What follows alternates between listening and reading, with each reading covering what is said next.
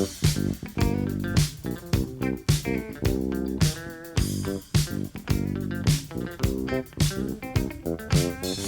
cookies. I love cookies. I love cookies. I love cookies. Welcome to Cookies, the world's most influential basketball podcast. I am Ben Dietrich. Jordan Rodelli is on vacation. But Andrew Kuo does not take days off. And here he is. How is life treating you, Mr. Andrew Kuo? It's incredible. You can't see me, but I'm in playoff shape. Everything is toned up. My mind is focused. I'm ready to take on any challenges, Ben. How are you? You are a one-man bubble. That's right. I'm a solo bub right here. I don't know where you go from that. This is why people, especially our Patreons who listen to the show in advance before anyone else, that's why they listen. That's why they pay the big bucks for that kind of dynamic introduction to the world's most influential basketball podcast. Nice. Let's start over.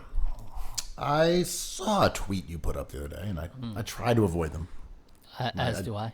I try to avoid reading anything that you possibly would commit to wax. Why? What'd I write? You said that sandwiches are typically too big. What did you say? 80%? Was that is that the metrics that you unveiled? 80% of sandwiches are too big? 90% of sandwiches. 90%. Some Steve Nash from the charity stripe percentage. Yeah, man. So well, defend this madness. Well, have you been canceled for this take yet or no? Even your tone has been. It was the shocking part of that tweet because I had that thought. I just hammered it out on my phone, as me and Kevin Durant do, and it got a spectrum of reaction from total indifference to outrage. People being like, yo, listen, I have to unfollow you now. This is insane. Why would you tweet that? And it was surprising to me because to me, that was a really light-handed but kind of half-true idea.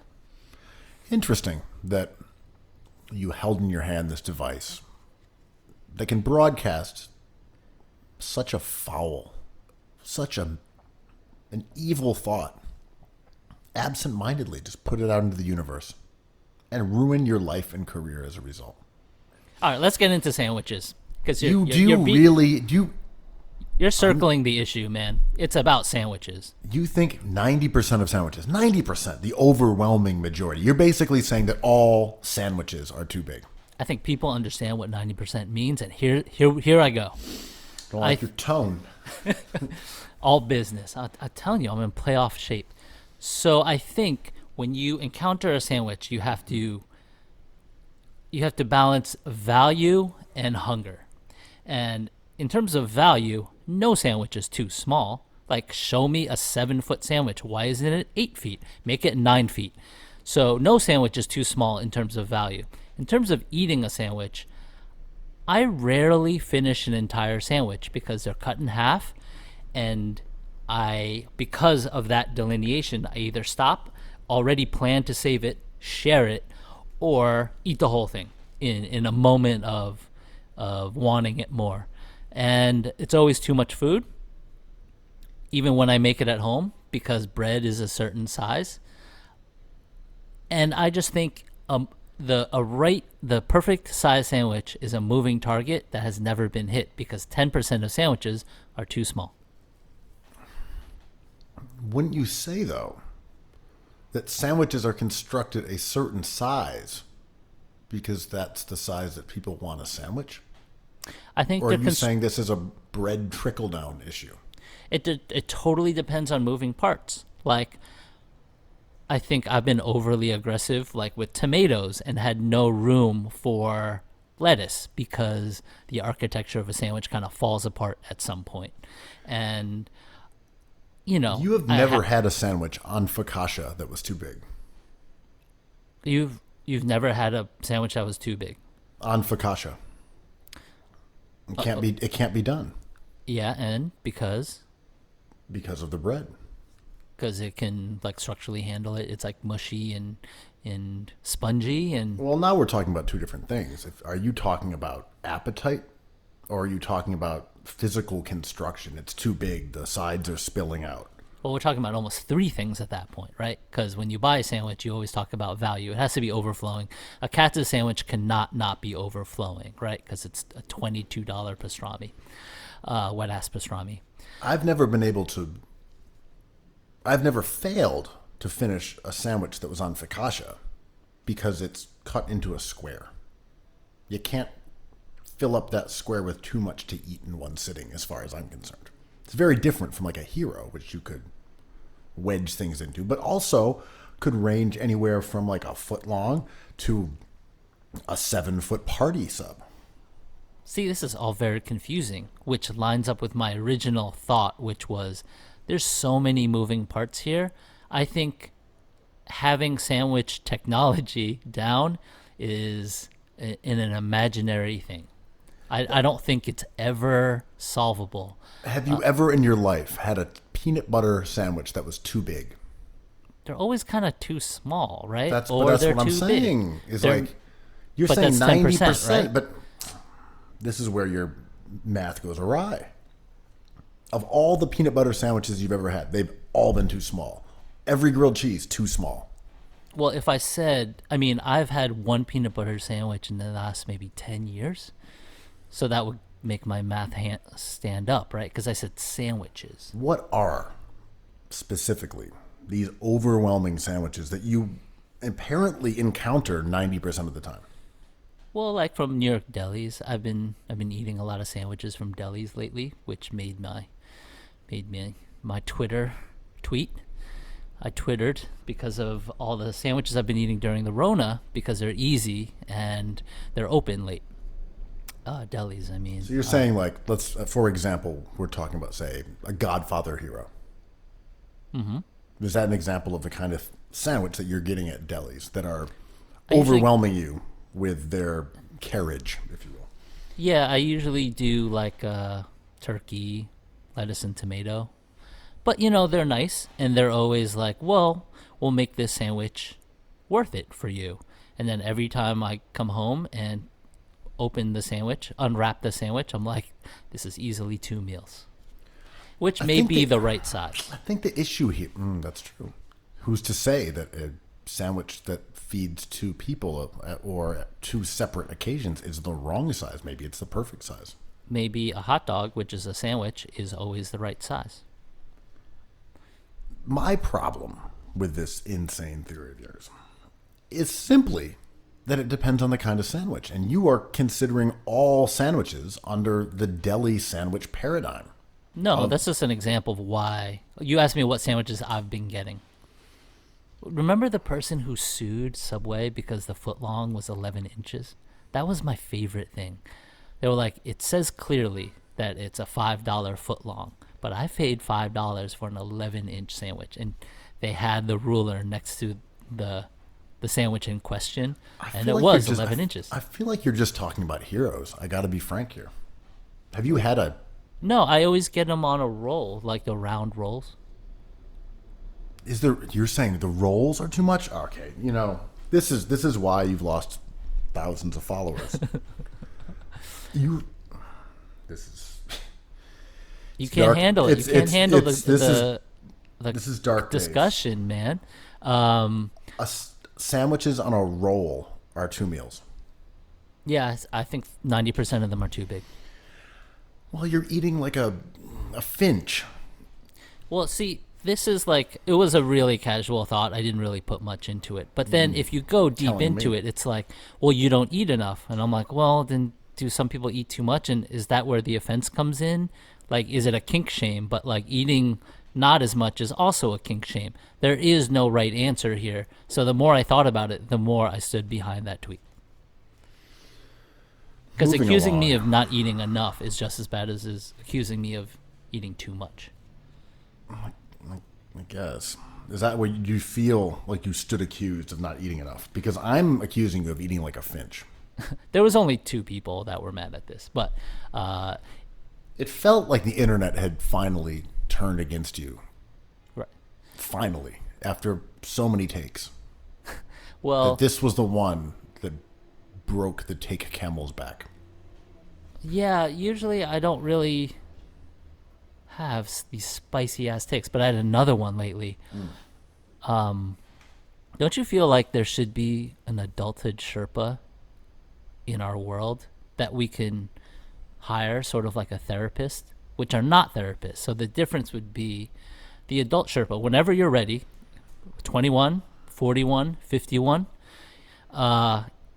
you can call them and be like, okay, things are happening in my life and I can't get on top of my taxes. Should I be saving money? Do I live in the right place? Should I have a kid? All these things that we have questions about that kind of like roll up on us really fast in life. I feel like there should be a service where a person could be like, I'll guide you through these things and talk you through it. Wouldn't that be helpful? What if we called them life coaches? But that would be spiritual.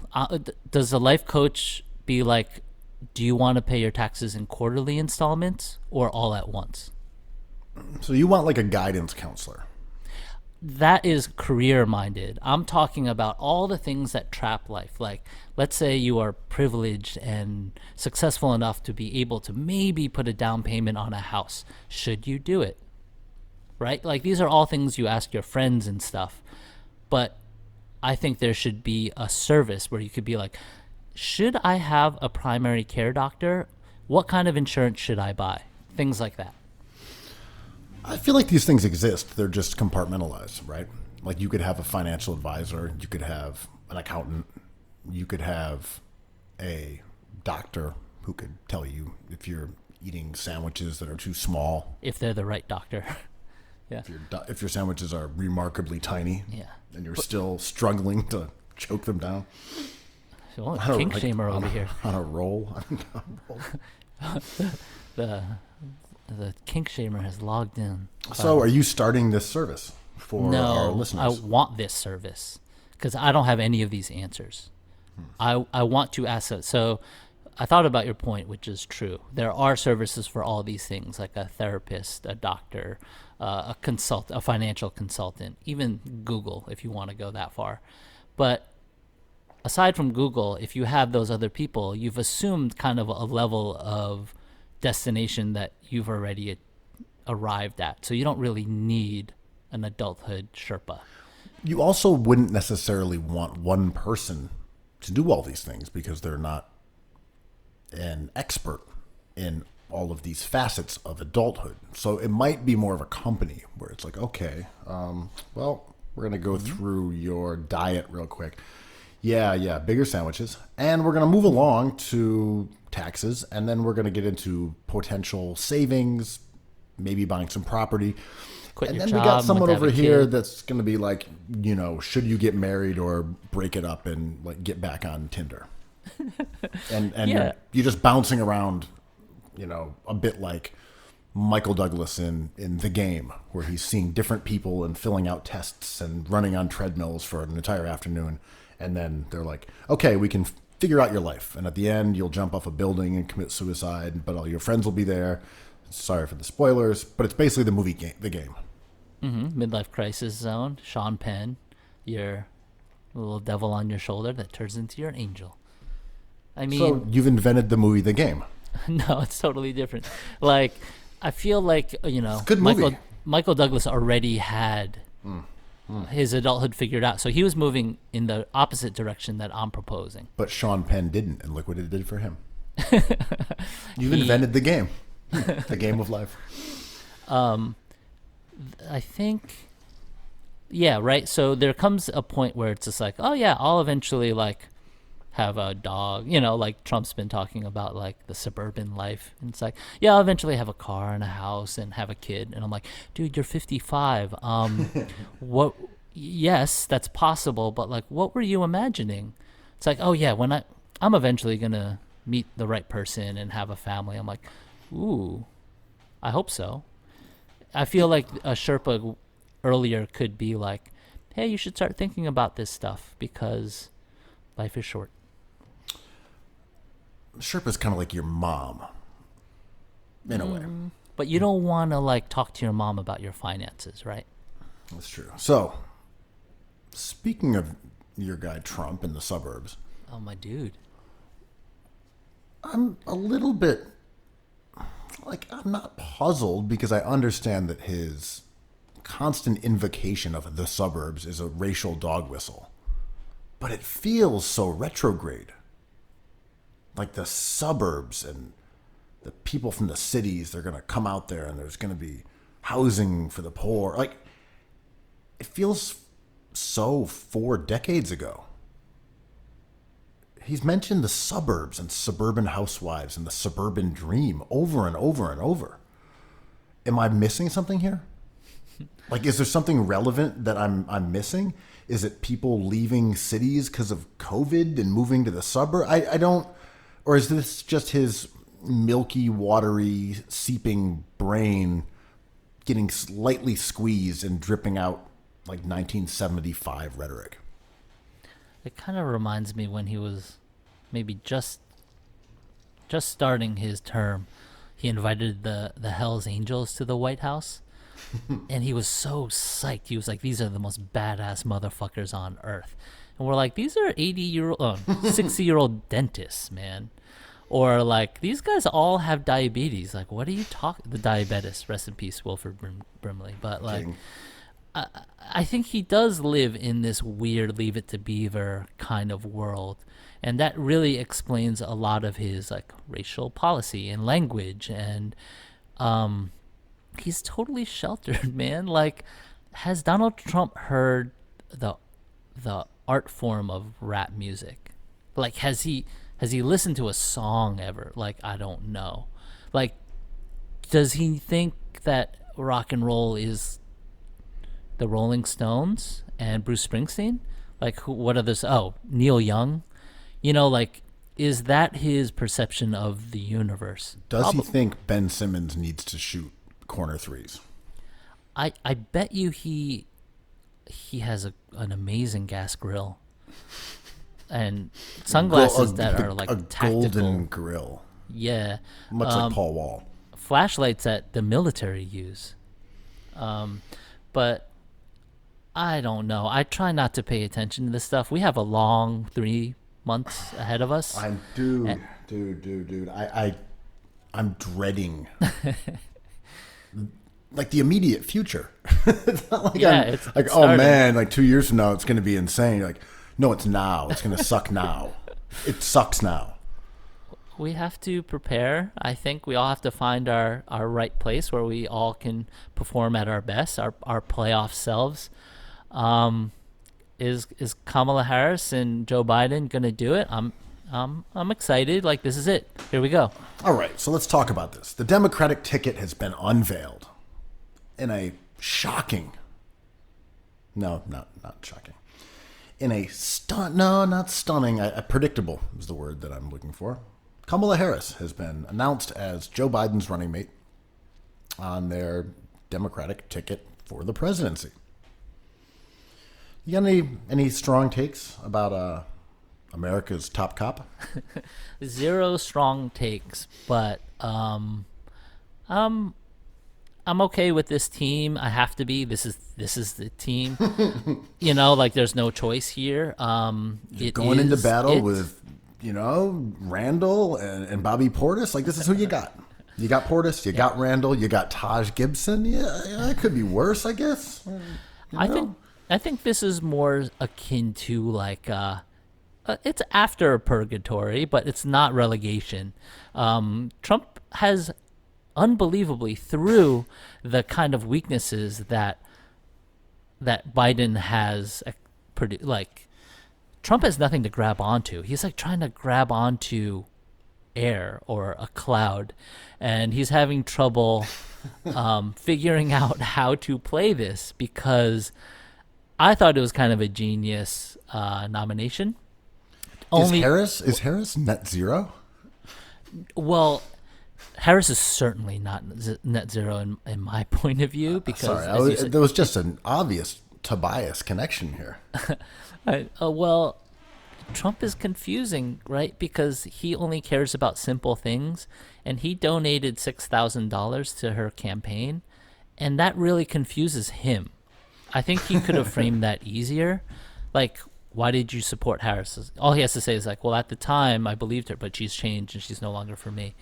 But he's like baffled, and I was somehow watching some of his speeches in 2016. He was much sharper then, man. He's I think fatigued and older.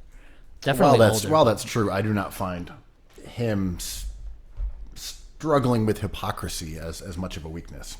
He lives and breathes that every day, and it doesn't even bug him. Doesn't rack him. He doesn't even acknowledge it. But he has no, like, the birtherism stuff came out. He's looking for that. I don't think he cares about hypocrisy either, clearly. But, birtherism was something for him to grab on with Obama. And, Hillary being an Obama disciple.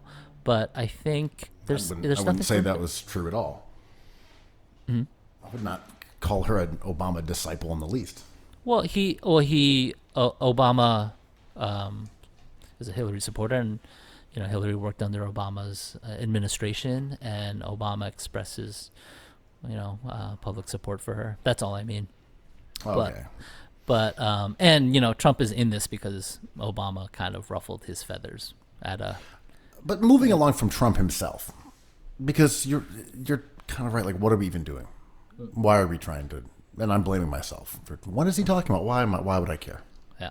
He has nothing of value to contribute, and he is, as you said, just grasping at straws. He's got nothing. He's got a destroyed economy, a country that's racked with COVID, and brutal approval ratings. He's going to get smashed in this election unless things change. So yes, he's grasping at straws, including trying to dismantle the post office in order to try to steal an election. Just amazing stuff. Really, really captivating. But about Kamala Harris a bit. So I don't have strong opinions on her as a candidate. Like, does she help the ticket?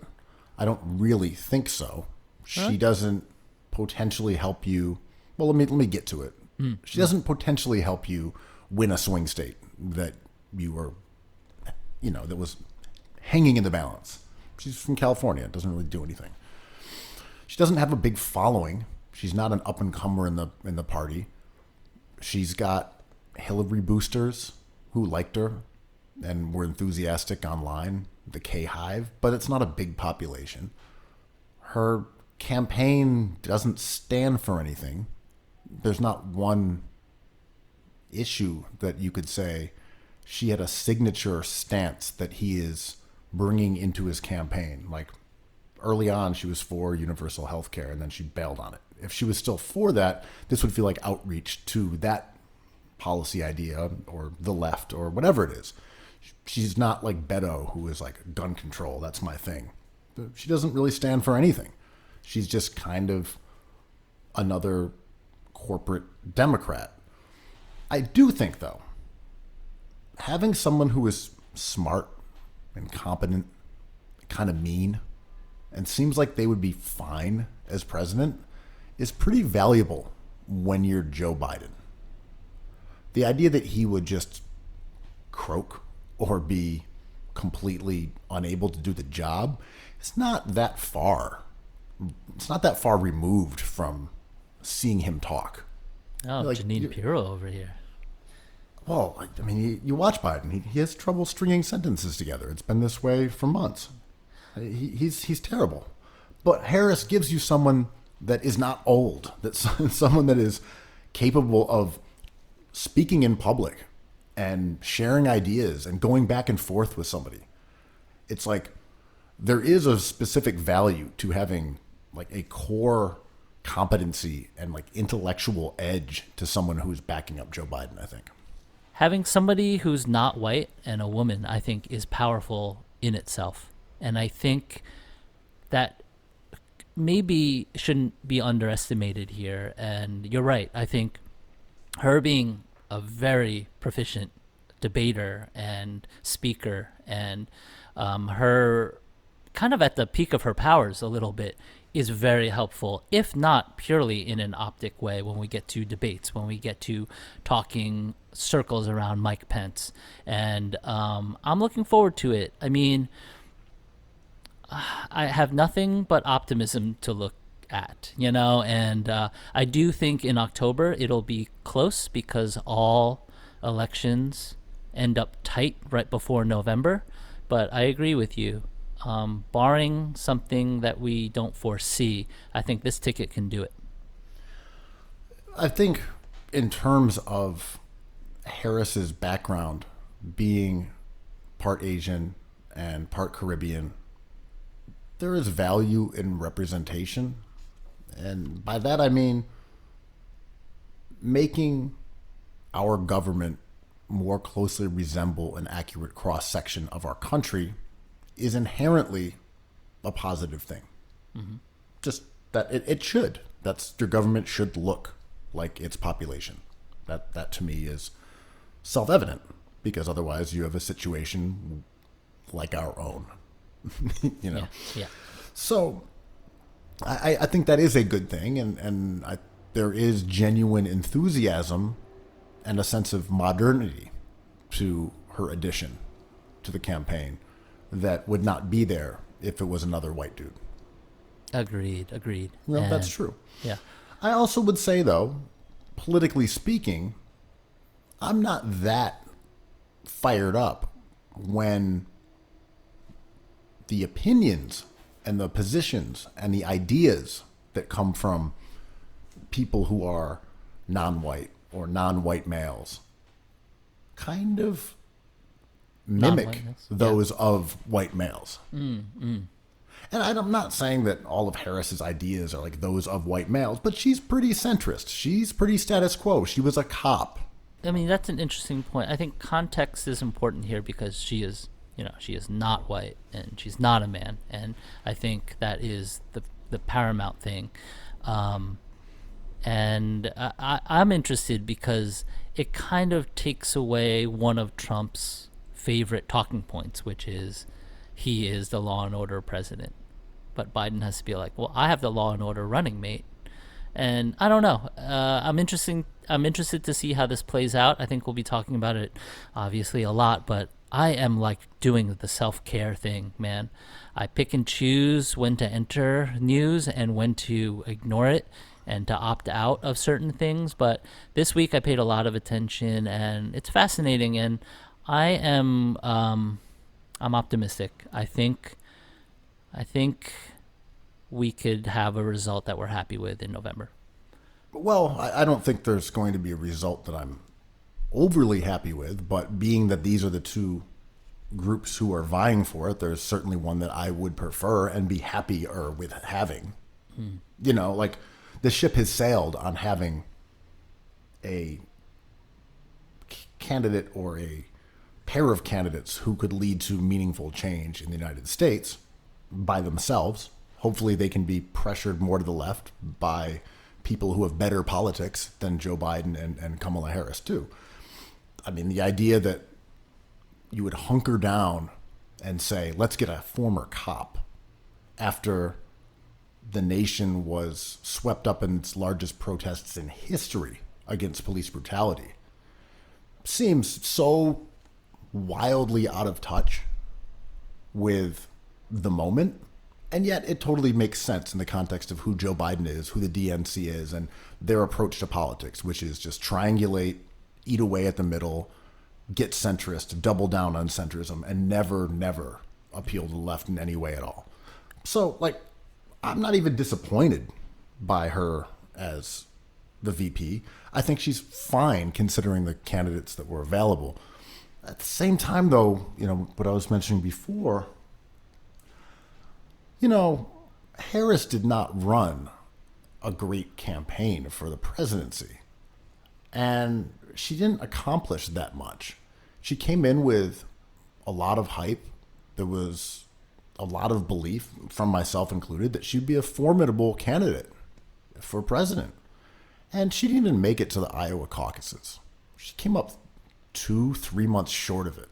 She did nothing. So when we're celebrating, oh my God, there's a a non-white woman for the first time is going to be potentially the vice president. You're like, this is the kind of celebration she was just named by Joe Biden. She didn't do anything. There's like the hollowness to it that bugs me. I'm not saying it's not true, and it's not about like you have to deserve it, but like we're celebrating her for Joe Biden saying, yeah, I'll go with her. Which is interesting because that was Trump's leading point.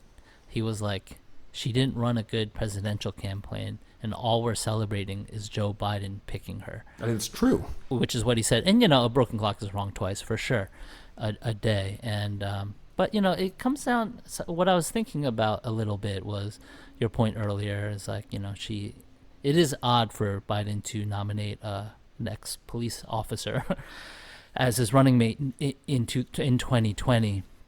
And I was thinking it kind of made me grapple with this idea that was like beyond politics a little bit. And Biden and her, Kamala Harris, got in front of it a little bit with the idea that like, well, people change and politicians also change. And the things that Kamala Harris did when she was Attorney General in California may not be the things she does now. And that's tough because we always talk about like chasing hypocrisy as a never ending action. And in my belief, I'm like, yeah, having someone say that they wouldn't make the same decisions now as they would have then has to be valid, because if it's invalid, then I don't know what we're doing. Well, everyone's got to be able to change. It's whether you believe them or not.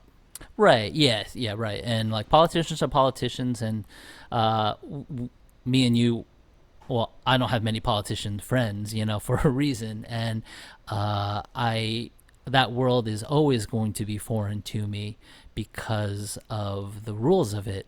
But you're right. Like, it's whether we believe them or not, and how much we trust them and how much we don't.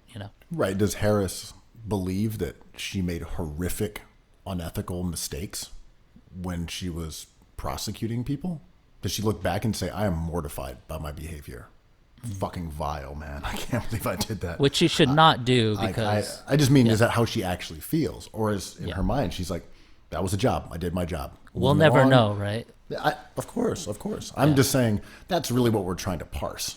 Yes. Is she a good person that messed up or changed her ways and saw her errors and became a better human being? Or is she saying, I did that because that was what I thought I was supposed to do, and now I think I'm supposed to do something else?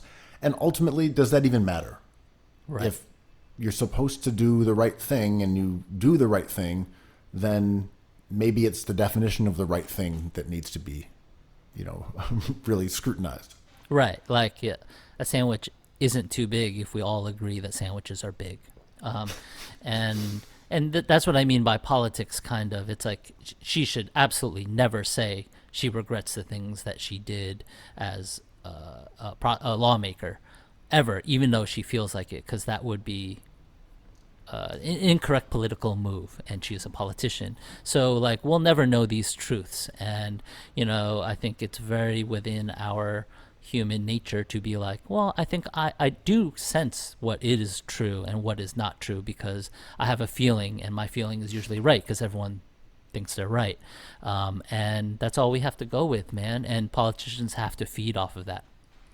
Maybe to some degree, the celebration of her background is an acknowledgement that the times have changed, and that those are positive things for a candidate and not ones that would be disqualifying in the eyes of mainstream Democratic or just mainstream two-party system.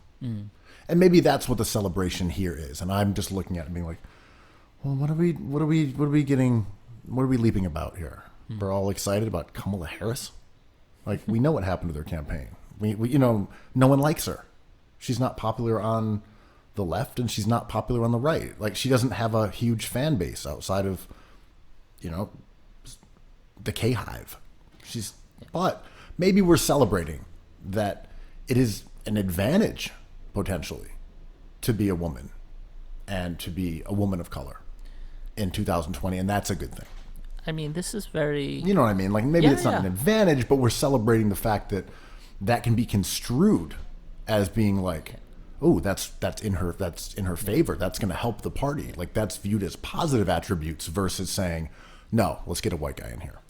I mean, yeah, I may be a bit more bullish than you, but I hear what you're saying, and I think like this has a lot to do with basketball in the sense that you're right. She didn't have a huge support response when she was running for the candidacy, but the context changes, and when you go into a different situation and a different role, I think this is the role for her, right? Because Biden, like you say, is kind of like at this point in his life and his political life is somewhat rough around the edges. I think the center is still an old school, stable center. Very, very old school. Very old school. Bob Cousy, old Just school. so Yeah. old school. Yeah, it's like ballet, but with a basketball, like one-handed jump shots with 1 foot in the air. It's the foundation. But, Kamala Harris becoming a VP kind of changes the parameters of what she does well. And that's where my bullishness comes in. I think even in the process yesterday, you saw her transforming into a different type of public figure than she was as a presidential candidate. And even if that's the case, I do think the appeal of her, to me at least, is that she does seem like someone who could kind of step into being president and it wouldn't be that big of a deal. Mm-hmm. Because do I think she's that different from like Hillary Clinton or Barack Obama? Not really. I Yeah. feel like she's cut from the same centrist cloth, that same net zero. I just don't view her as being... I'll take Tobias Harris, man. I will take Tobias That's Harris. what I'm saying. I don't view her as being calamitous. I don't view her as being someone who would be overwhelmed by the position. She's seems to be very smart. I'm She desperate can for give a good stability. speech. Yeah, Yeah. I want a I do not foundation. I do not like her fake laugh. That does bother me. Yeah, and you know what? Like, you mentioned that when we were talking yesterday, and you're right. Like, these little things, I mean, we're talking about yeehaw, right? Like, what's his name? That Democratic candidate who had that war cry that kind of derailed his entire... Who am I thinking of? Howard Dean. Yes, Howard Dean. Dean Dog, as they call him.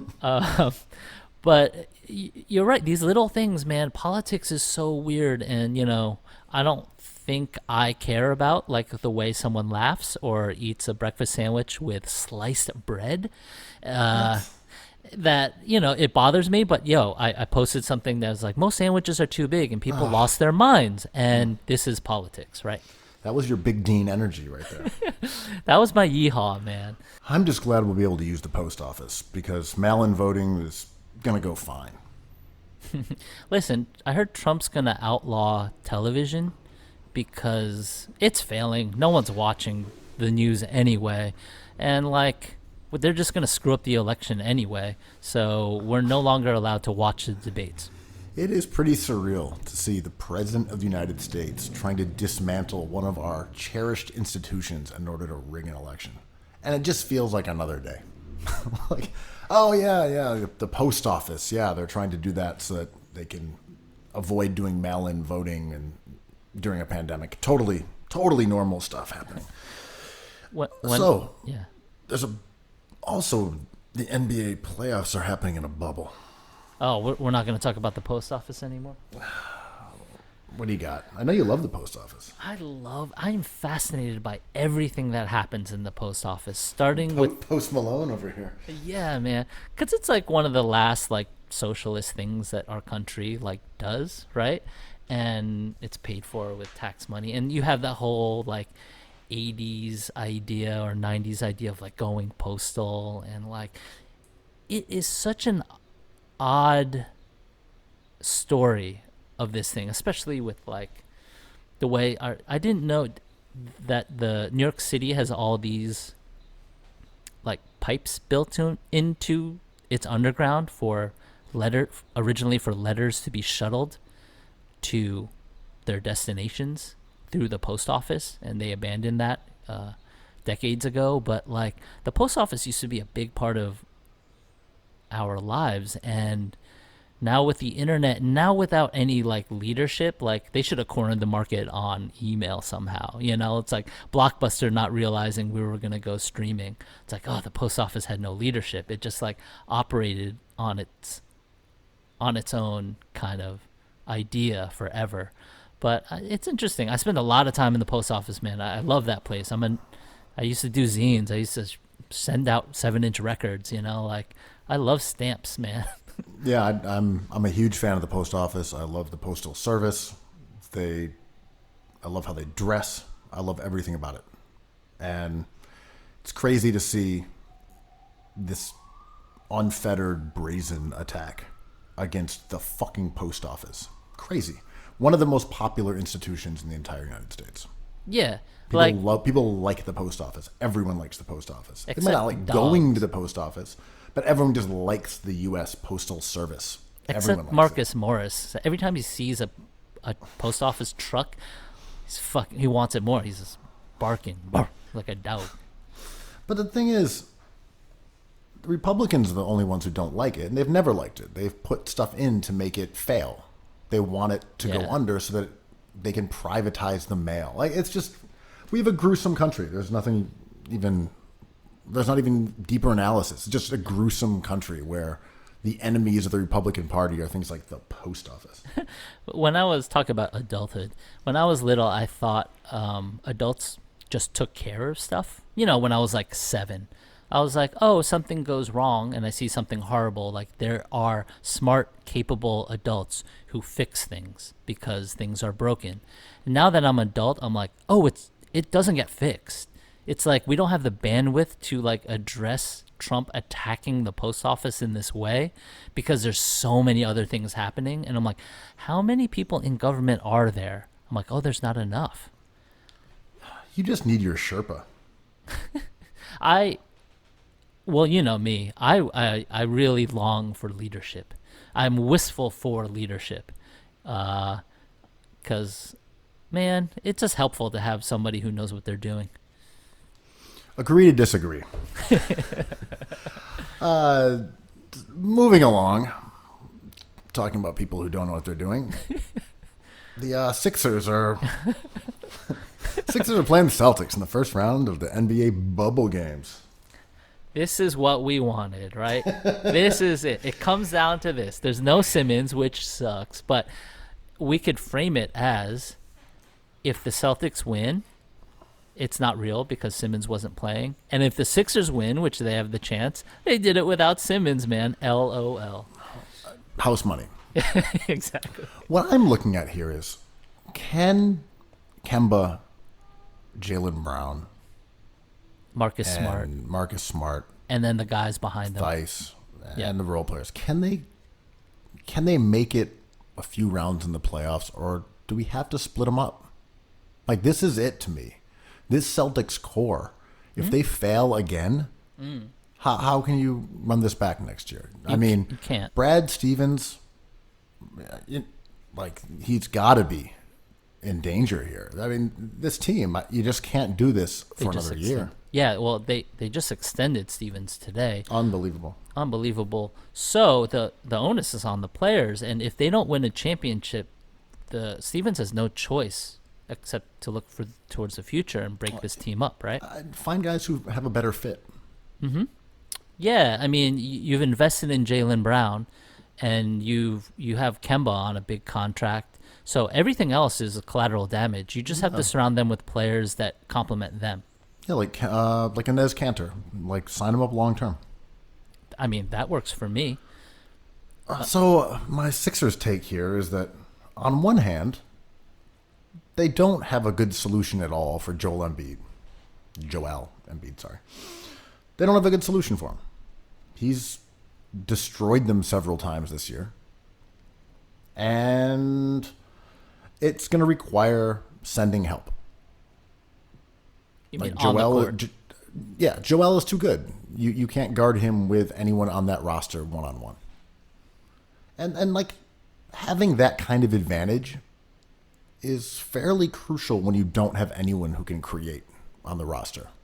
And I think Shake and Horford, they can knock down shots. Horford can post someone up, but they don't have a creator. They don't have someone who can splinter a defense and create fissures for quick passes and threes. They don't have anyone who can generate those things for other people at this point, except for maybe Embiid. So, there is that little chance. You can say, look, if Embiid just has a huge series, if they have to double him all the time, he makes good reads, the Sixers knock down shots, okay, why not? They have a chance here.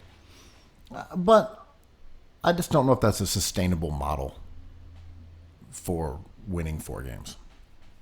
You might be able to win a couple, but tough to win 4 games requiring everything on your post guy destroying people and then kicking it out and people making shots. It's a lot of moving parts.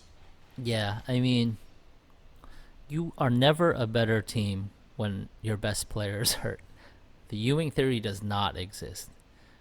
Ben Simmons going down kind of switched the whole paradigm for the Sixers. And I think, there is a chance that they steal a couple games. They could steal the series, absolutely, because of one of the reasons, because you just detailed, right? Like, Joel Embiid provides a matchup problem for them. And they still have very good players. Net Zero could have a good game. And look, Al Horford, if he's getting all the backup center minutes, they don't have a great solution to guarding him either. Mm-hmm. Al Horford and Embiid offer more or less a 48-minute advantage at one position. I don't think the Sixers have an advantage at any other spot. Yeah. But they have it at one, and that's good. Yeah. I think the Sixers defense will be all right. They kind of run out of wing defenders, though, because Simmons, being as good as he is, you can just sort of take Tatum off the board. Mm-hmm. All right, Tatum's not going to have a big series. He might score some points. He's just not going to kill you because he can't do that against Simmons. Right. Like no one can. No one can just slaughter Ben Simmons. Yeah. Dude, you can't do it. He's one of the best defenders in the league. I mean, he is the best, but on the ball, you just can't. You're not going to just destroy him unless you're lucky. But he's not here, so now. Right. So who does that fall to? Right. All right. So you got Thibault and you got Josh Richardson. Those guys can defend. That's not terrible. No, not terrible. But okay, who goes on Kemba? Well, they don't really have anyone for Kemba because they don't have guards. None of the other guys can guard Jaylen Brown. So where's Harris go? Okay, so I guess Harris goes on. Harris is going to spend a lot of time, guarding Tatum. I mean, they are the same player. Maybe it'll work out. Yeah. I mean, but that's the matchup, right? Harris. Yeah, I mean, I'm less concerned with one-on-one matchups because lineups change, rotations. But yeah, on paper, those are the starting lineups, and those would be the opening. Well, I'm not really thinking it in the way that, oh wow, someone's just going to go off. It's just more like, how is your defense going to break down? Exactly. If you can't put anyone in front of Kemba to keep him from dancing around in the lane, then it's going to be tough to keep them from scoring. And if you have to counter that, then what are you leaving open? Oh, Hayward's just sitting around taking wide open threes. Okay, we'll give that up. I don't know. Boston's been very good in the bub.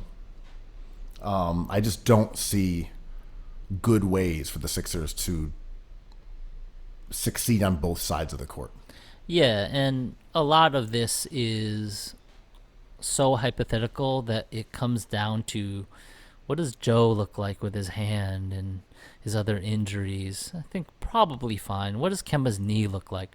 Probably fine. I wish the best for the Sixers fan base, but this is the bub. This is a weird situation, and I don't even know what we're looking at. But I mean, the Sixers have the best player on either team by a huge margin. If you got that, you're in. It's in play. Yeah, and then there's Joe after Tobias.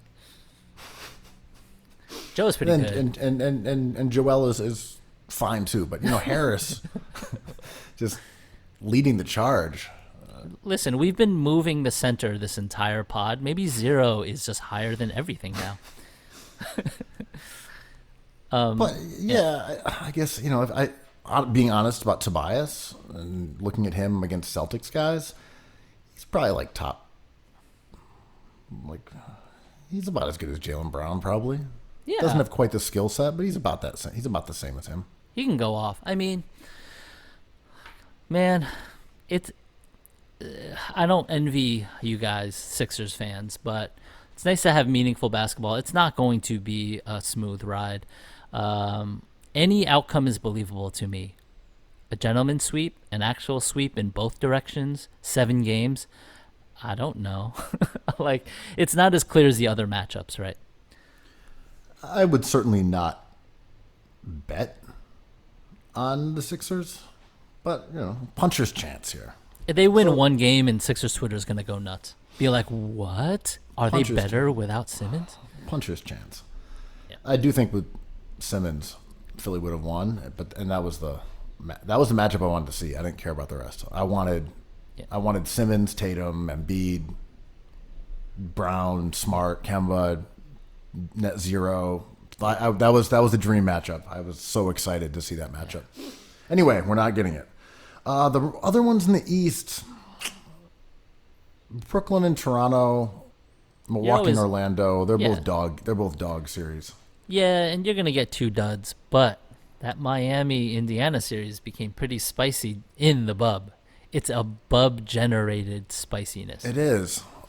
Give me your breakdown. Do you think the Pacers, without Sabonis, have enough riding the hot hand, the sizzling of Tyler Johnson Warren, sizzling fingers, the hot mic, the cipher god, but not that one.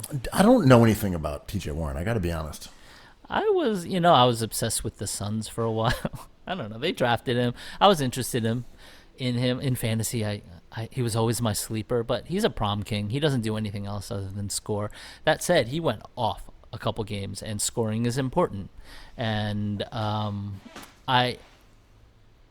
Butler kind of let him get 12 in the first quarter of their last matchup and shut him out the rest of the way. Jimmy Butler is a wrecking ball, and I don't think Indiana has a chance at all, but I am very looking forward to the chippiness of this series. Yeah, I think it could get a little physical. Does Indiana have the enforcers though? Their identity is law enforcement with the Twin Towers of the Davai, right? I'm not sure. I don't care. I just want to see Jimmy Butler kind of defeat TJ Warren in the cipher. I'm more looking forward to second round matchups, I gotta say, in the East. Yeah. One theory about this applies to TJ Warren and also some of the other guys we're going to talk about, whether it's Lillard or Devin Booker. And I was talking with a friend of the pod, Dave Jacoby, yesterday. And Cookies Classic legend, David Jacoby? That's the one. And he may have gotten this from his co-host on ESPN, who is Jalen Rose. So I don't know who is the one who came up with this theory. I think it is Rose. I think Jalen came up with this. But he said that for these guys in the bubble, this is shooters specifically. This is far easier than switching courts, different backgrounds, different looks. You're in the same place every day.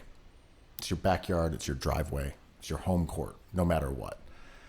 And while there's small sample issues at play, it does kind of give some credence to the way that some of these dudes have shot. I kind of believe it. And thinking anecdotally about playing basketball, when I go into a gym for the first time, I almost always suck. The lighting is different. The depth perception is different. You know the arc is the same. You know that the rim is the same height. But there's something about the differences and where the walls are. Again, literally where the light shines. And I do wonder if these guys are so accustomed to playing on the same court, it's kind of showed us how good they really are. That these guys really can shoot the fucking lights out when there's not fans moving behind it and colors and different lights and all this distractions. When it's just a basketball court and they're on it, like that shit is unlimited range. I mean, there's a couple things here. I mean, everyone's undefeated in their own driveway, right? And I think that's true.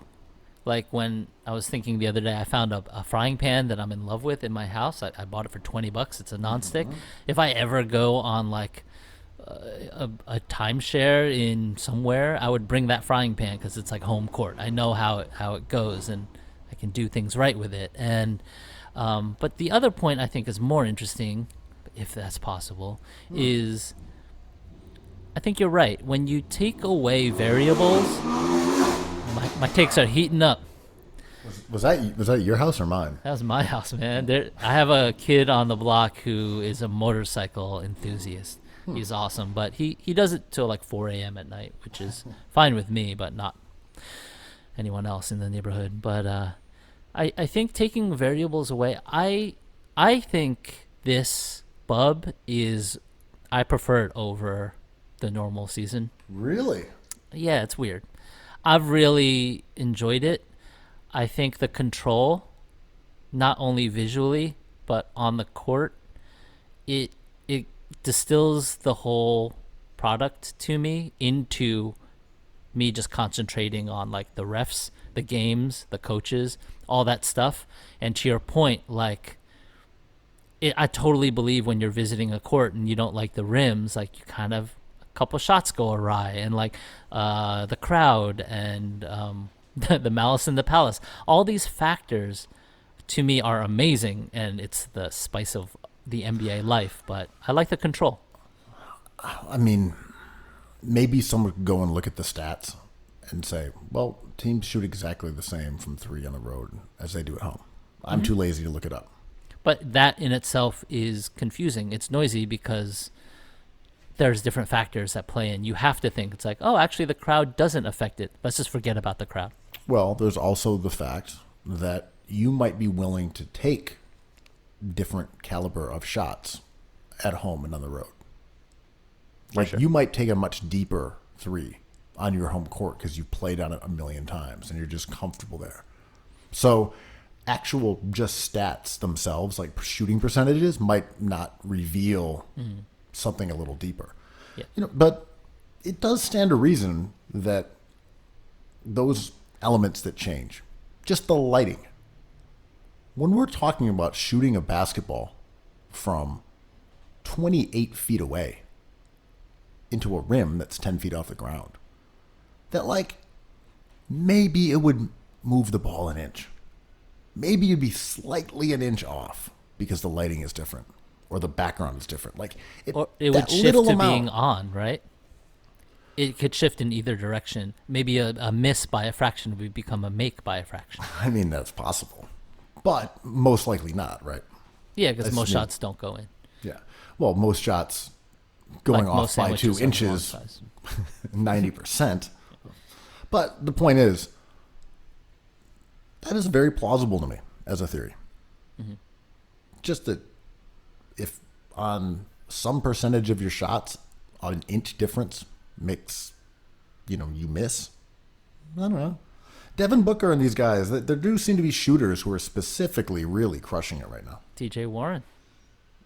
And of course, Dame. Those guys are the ones who come immediately to mind. I did look at some stats. I think people are shooting threes better, though. Yeah, and the sample size is small, but if they are, which they probably are, it would be because of control, right? That would be the first kind of assumption. In Zion Williams's case, he just throws the ball down, which I appreciate even more. So which of these Western Conference matchups do you find most exciting? I don't really care about Denver, Utah. No one cares about Utah. Come on. Are you into Dallas Clippers? I think on paper that's pretty tasty. And I know people are excited about that one because, you've got Luka Doncic and Porzingis and Paul George and Kawhi Leonard. The star power. I love seeing Luka. Excellent. I love seeing KP go off. Watching him succeed is so exciting. because my team isn't even in the NBA, and to see a product of the Knicks play that well on offense is a joy. On defense, he's had his struggles, as the TNT crew kind of mocked him for, but it's awesome to see him at his peak self. I am, and this is going to be contradictory to Cookie's lore, but if everything plays out okay tonight, I'm ready for the Lakers versus the team in the Northwest. In that you will. I'm sorry. Were you just talking about basketball? I feel refreshed. I could use a cup of coffee, maybe some smell of frying eggs, some wet ass pancakes. So you don't care about Clippers, Dallas? I do. Do you? To your point, I find the Clippers a bit dull. I think they're going to handle Dallas because the quality of that team is really high. I like Patrick Beverley. I'm just waiting. I don't feel like he's motivated by the Mavericks per se, you know. But I want to see Porzingis go off. But I'm most interested in Dame versus the Lakers, and maybe taking out the number 1 seed. So this idea that you sort of poo-pooed earlier about, matchups, having players to guard someone. Wouldn't you acknowledge that the Lakers do not have good solutions for guarding Dame Lillard right now? Yeah, advantage Blazers, for sure. Right, that's what I'm saying. It's like, yeah, it comes down to team defense and scheme and all those kind of things, but there's a pretty glaring disparity in Dame Lillard versus whoever is guarding him. Yeah, I think Tatum is easier to scheme than Damian Lillard. Well, Damian Lillard's a lot better than Tatum. Yeah, and more dynamic and provides different problems. He's right? just significantly better. Yeah. Tatum is a decent offensive player. Volume scorer, not efficient, ISO, doesn't pass. Lillard's a monster on offense. Yeah, Lillard covers more ground. He's more creative. He's more unpredictable, and he's a better shooter / faster, everything. He's just a better player. Passer. He's just a completely different dimension. Like Tatum offensively is like a tier 6 player. Yes, I agree. Him, Tobias Harris, they're in the same category. Like Lillard's tier 2. They literally are in the same category.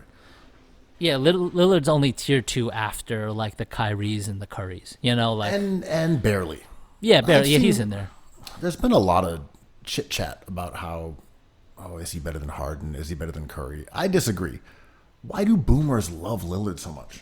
Yeah, I don't think he's in the conversation with James Harden, who's the best offensive player of all time in his prime. And Steph Curry, we haven't seen him lately. Talk about recency bias, but this dude is the best guard I've ever seen play basketball. So the thing with Lillard, and again, he's been crushing it. Absolutely amazing. What does he have? 360-point games this year? He's on fire. Yeah. And we've seen him have these kind of explosive moments in the postseason, such as last year. And then we saw him lay an egg like he did against Golden State last year. This idea of Lillard being like Dame time, this crucial clutch jeans wearing bars haver. Lillard's never won anything. I know, it's a boomer's paradox. Never come close. So boomers love Lillard, who's a 3-point specialist mostly, who's never won anything. He just satisfies their clutch desires, right? Weird. I'm with Bev here. Like, I hope in the heat of battle like that, I would not behave like Patrick Beverley and a random Morai. But watching them laugh at Dame, I was like, well, there's a reason why they're taking so much joy in this minor, random, like whatever failure you call it. He missed 2 free throws, which he usually never does.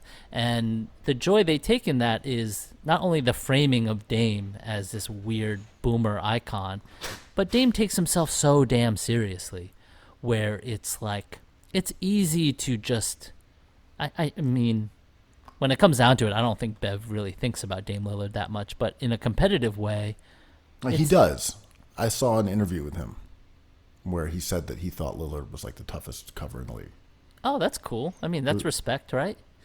Yeah, he mentioned him specifically as someone that's like, when you're playing against Dame, you really got to be on it. Yeah, I was talking on a human level. Like if I think they saw each other like out, I don't know. I think Bev would just be like, that's our game, right? Maybe, maybe not. Who knows? No, I'm I think assuming you're. too much. I would guess you're right, but I don't know. Patrick Beverly is cut from a different cloth. I love him. I love him. Those black Air Force Ones.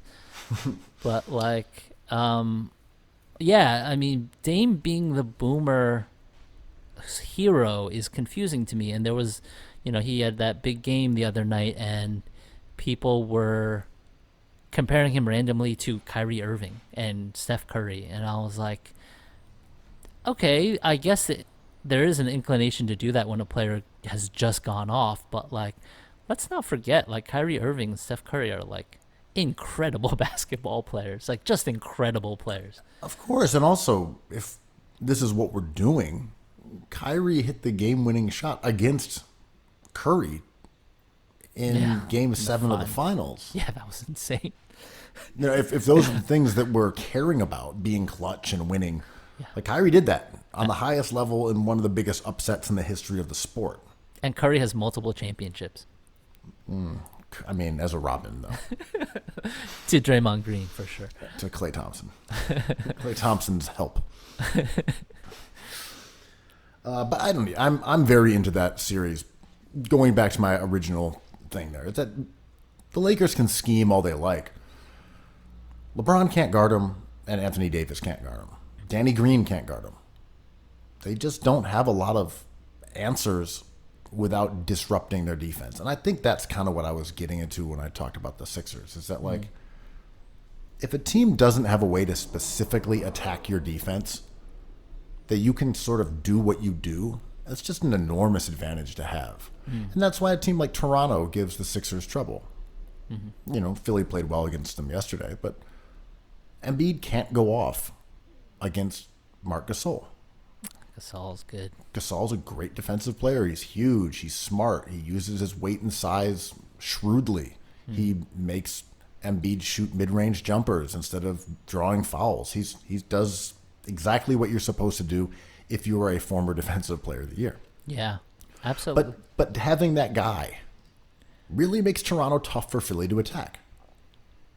And I think that's the same thing we're talking about here with the Lakers in Portland. It's like Portland's not as good of a team. They're a better one because they have Nurkic back and your guy Zach Collins. My dude.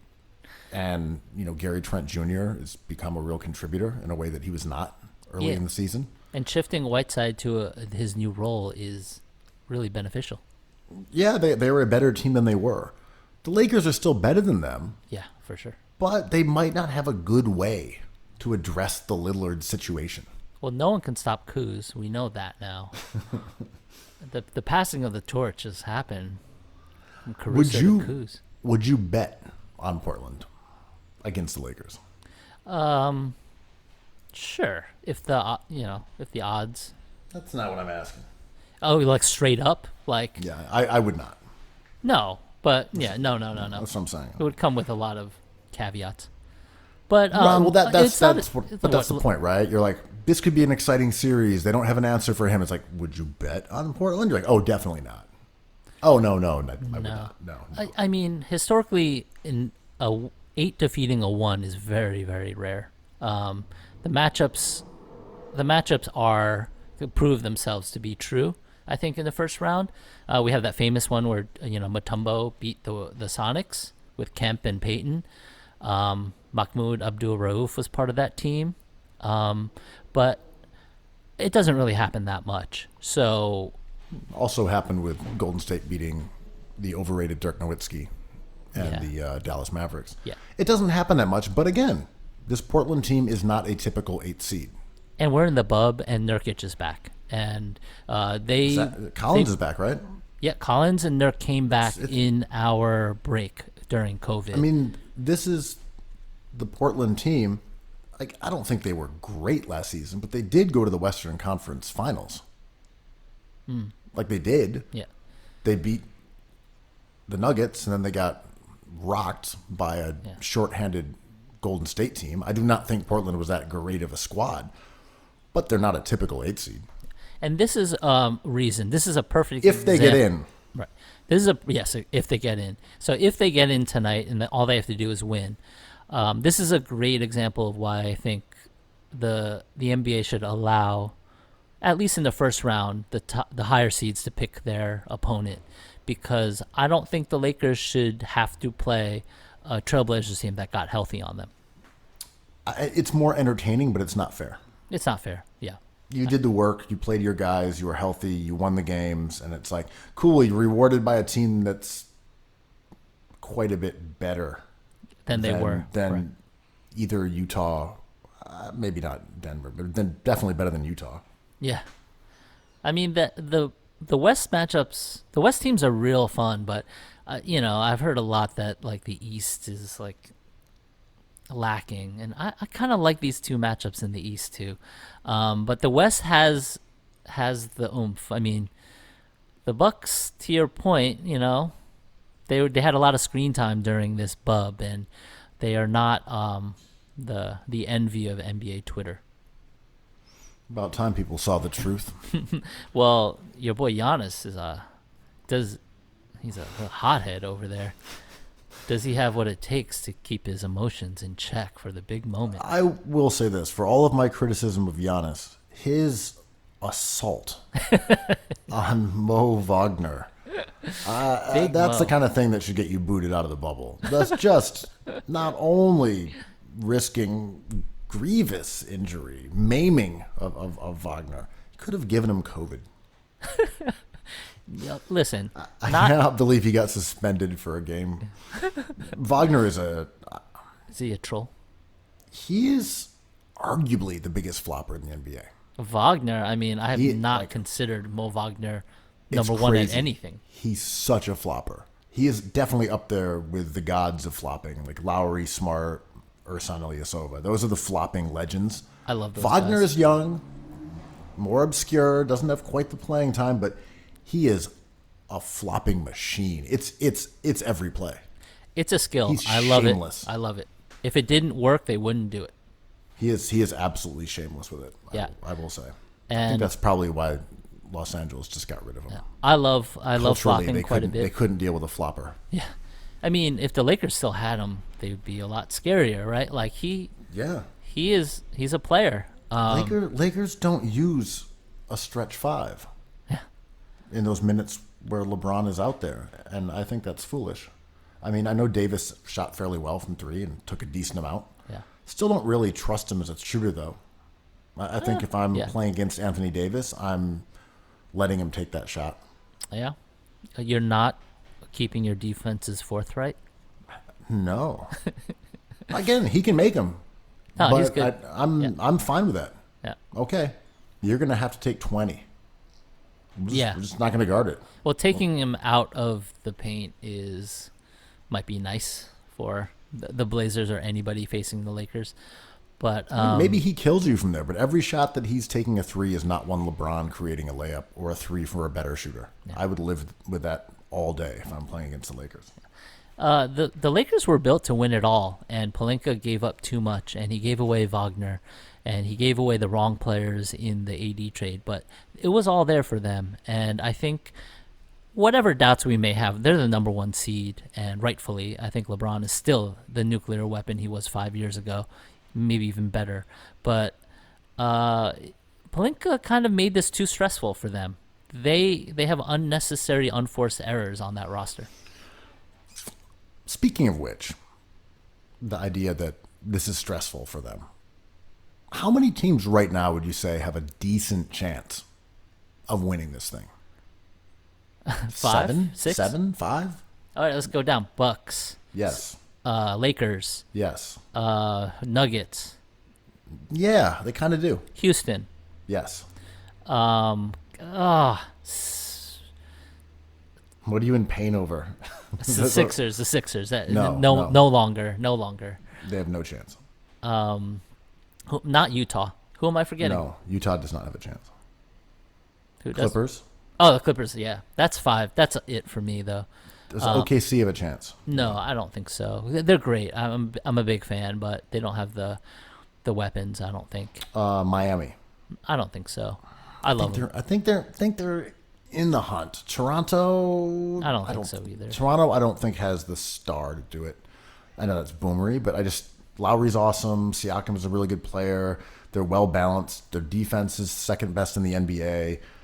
And such a well coached team. They're gnarly. I don't think they have the horses to do it. I don't think so either. And in the playoffs, you kind of need those alphas, a number of them. Is this the last Toronto? We've seen now a full season of this Toronto team without Kawhi. Do you think if Van Vliet walks, they're just diminishing at kind of a tragic level, right? Because it's just the timing is off.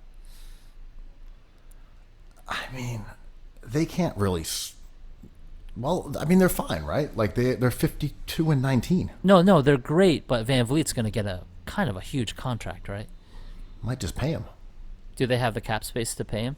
Sure. He's their own guy. Hmm. They're not going to lose Van Vliet unless they feel like losing him. He's unrestricted, right? Right, but I mean, they could go over the cap. Yeah.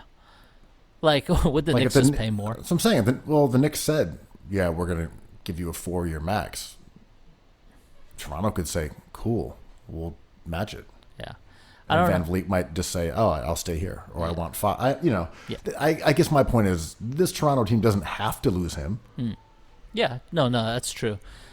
He is the apple of many teams' eye, though. Is that a phrase?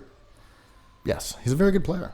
Yeah, he's going to get overpaid, though, but he's really good. There's a lot of teams that could win to your point, but who's even making money on Toronto? They can pay him. Who's their big money? Lowry makes 30. I don't have a computer. I do. Yeah, tell me.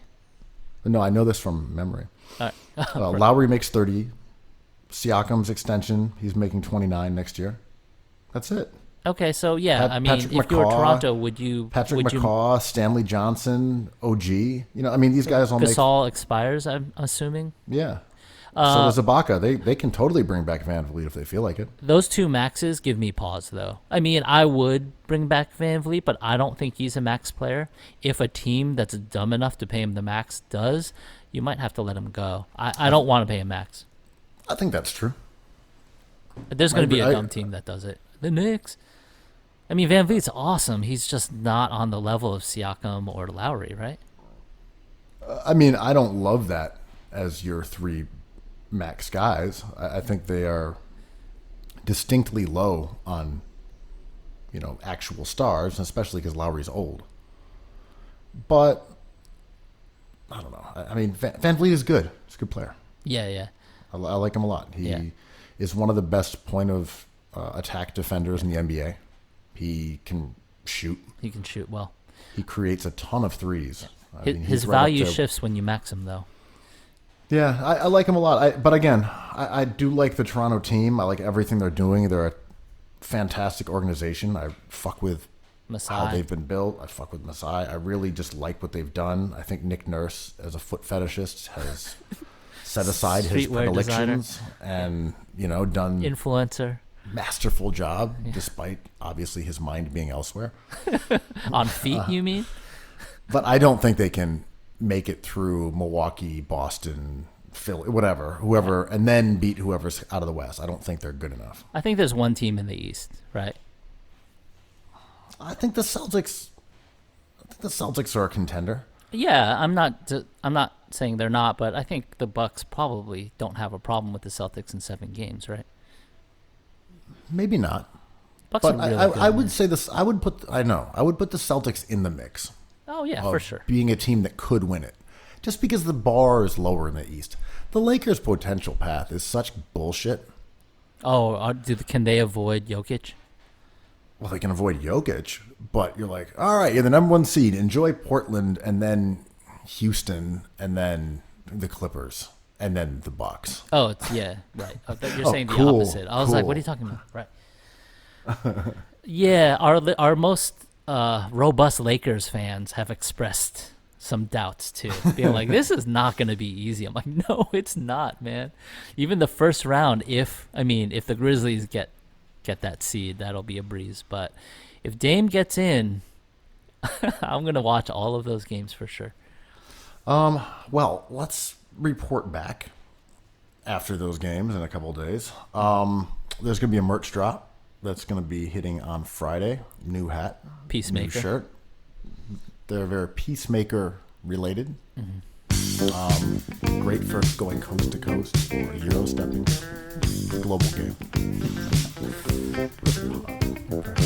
I love cookies. I love cookies. I love cookies. I love cookies.